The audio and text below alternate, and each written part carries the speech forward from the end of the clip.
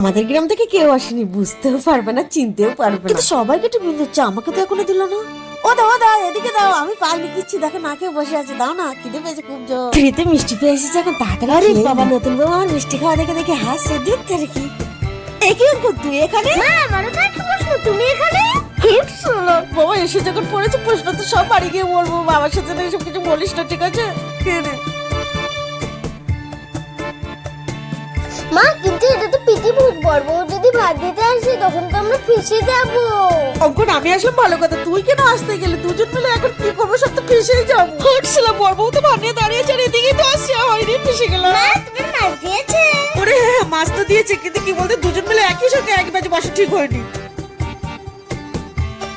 মাংস দিয়েছে, টানো টানো, বেশি করে টানো। হটছিলাম, বিয়াদব ছেলে, কথা কান লজ্জাও করে না আমার সাথে এভাবে কথা বলে। তবে হ্যাঁ, এরপর থেকে যখন বিনা নিমন্ত্রণে যাবো, হয় আগে তুই খাবি, না হয় আমি খাবো। চল এবার বাড়ি চল।